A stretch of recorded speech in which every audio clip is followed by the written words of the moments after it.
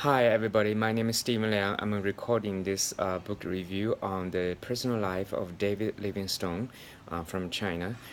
So David Livingstone was a Scottish missionary, is a medical missionary, and he is well known for his exploration of Africa, having across the continent during the middle 19th century. So he was born in 1813 in Scotland.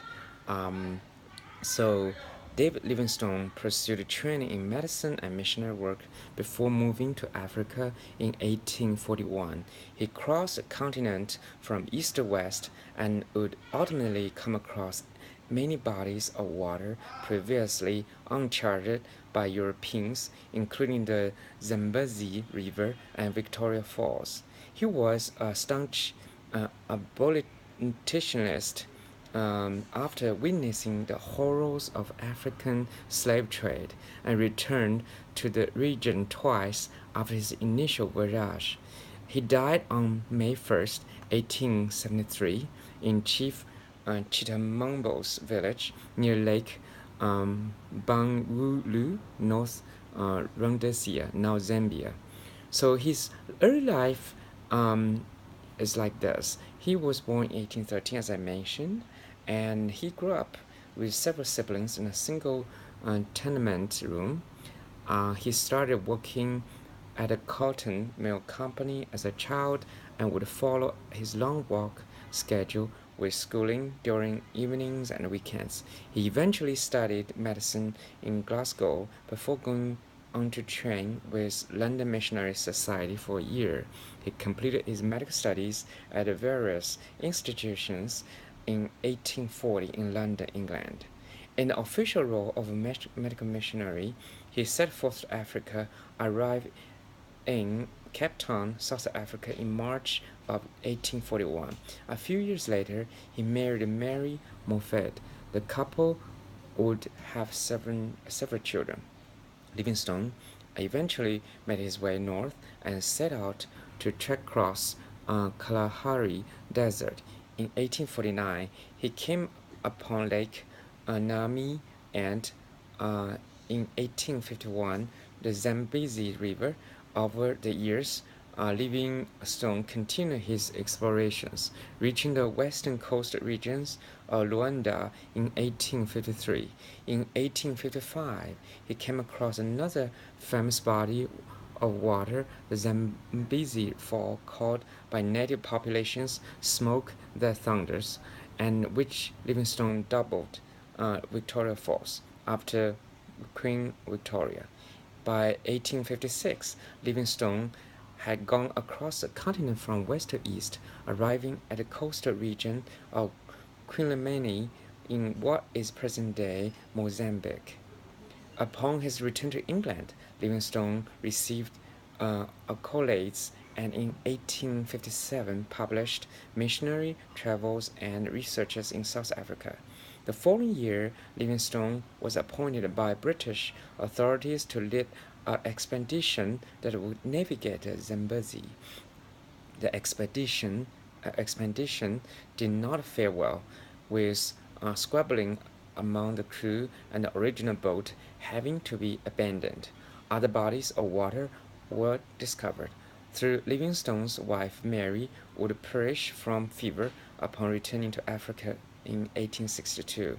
Livingstone returned to England again in 1864, speaking out against slavery, and the following year published narrative of expedition to Zambezi and its tributaries. In this book, Livingstone also wrote about his use of quinine as a malarial remedy and theorized about the connection between malaria and mosquitoes. Livingstone undertook another expedition to Africa, landing in Zanzibar in early 1866 and going on to find more bodies of water with the hope of locating the source of the Nile River. He eventually ended up in the village of Naui, where he witnessed a devastating massacre where Arabic slave traders killed hundreds of people. with this explorer thought to be lost.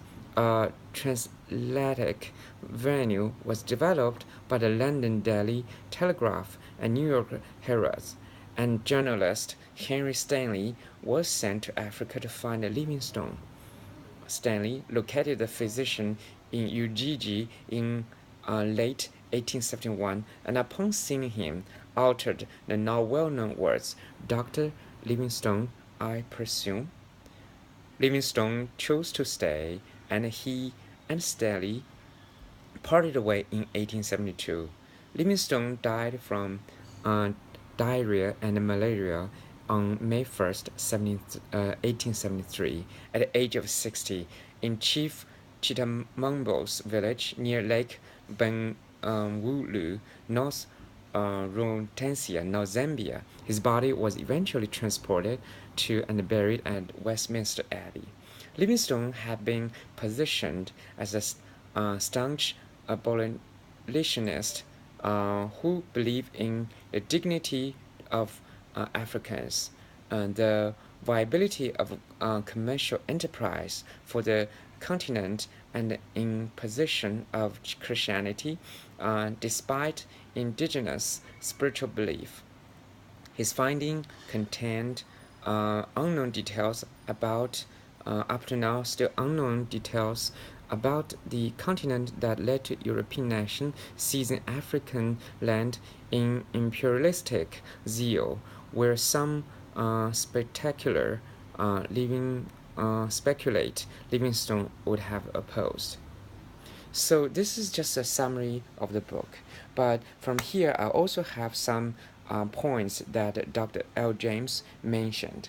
Number one is a description of the missionary's finest qualities. So from what I see, that Livingstone have great success as an explorer, partly because of his ability to get on with local tribal chiefs. He traveled lightly without soldiers, and his confrontational approach made it easier for him to be welcomed. He also had the ability of empathize with African locals, and Livingstone's was generally warmed, remembered by native Africans, helping to improve relationship between Britain and native Africans. On these expeditions, he also toned down his Christian evangelism. He preached a Christian message but did not force tribal chiefs to accept it, like some of the contemporaries. However, although he had good qualities in endearing himself to locals, he was less praised by fellow members of his own expeditions. He was often criticized for his poor leadership and judgment, being subject different moods and intolerant of criticism. His fellow physician John Kirk said of Livingstone.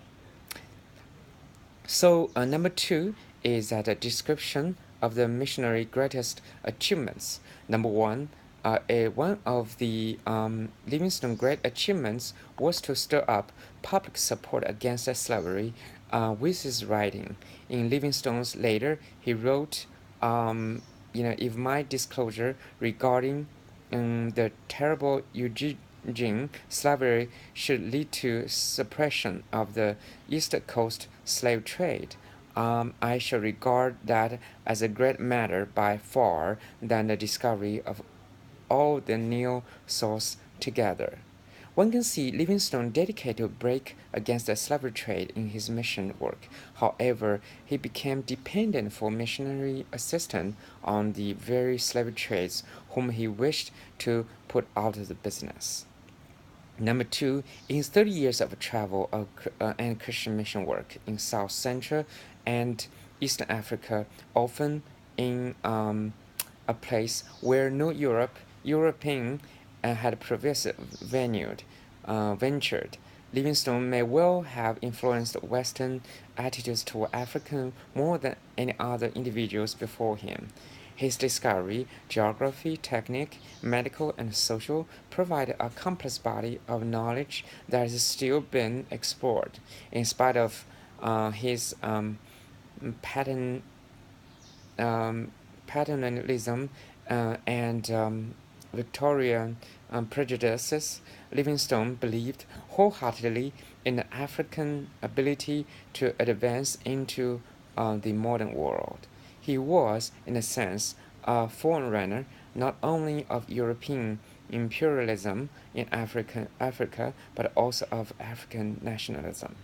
So the next one is select three significant challenges or issues from the biography and explain why these are significant for the church and or individual Christians, as well as their implications for Christian missionary missions and the study and the students' personal ministry. So number one, I name it as post-mission stress disorder.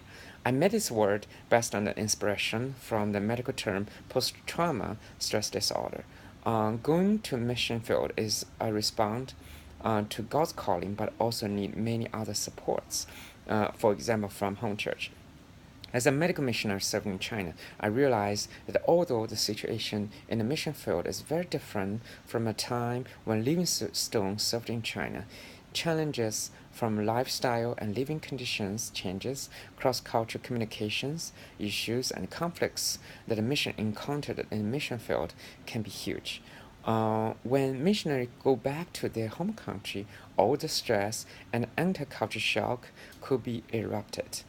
On that note, the love and care for returnees missionary need to be formed in a holistic care format, spiritually, emotionally, physically, psychologically, and financially.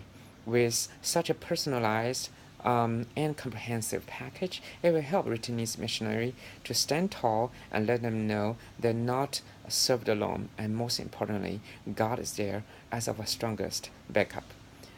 In my case, I had the experience of dealing with this PMSD after 3 years in China last year.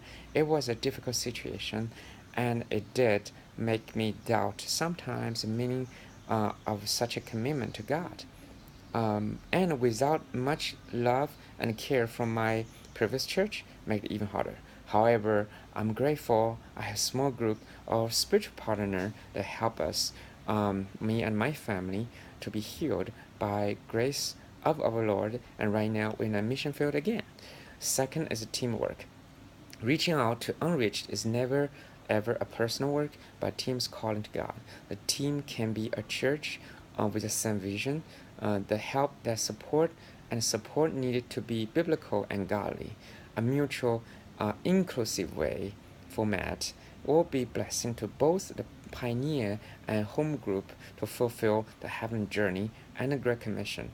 On the other hand, if the missionary does not have a home church, to join mission organization and small groups, I call it a spiritual partner, are also very important to solve the issue. So in my case, I have a wonderful group of brothers and sisters to support me and my family through prayers and intercessions. My spiritual mentor at the First Baptist Church of Durham, North Carolina, and my American side Christian family has a regular prayers for me and my family and emails communication with me. My spiritual mentor even visited me on site recently, and all the small details encourage me to serve here wholeheartedly. Number three is mission-minded family. A mission-minded family is empowered with God-infused energy.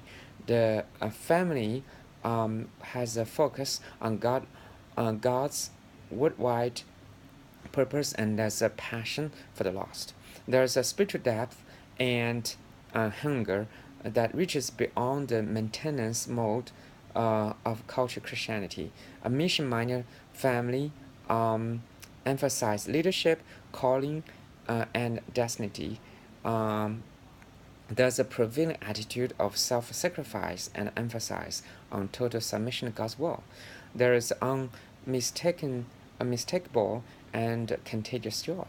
One of the key is that mission-related activities for family to participate in together, as well as resources to help families develop the desire to be more mission focused. A mission minded family need to be well prepared, holistic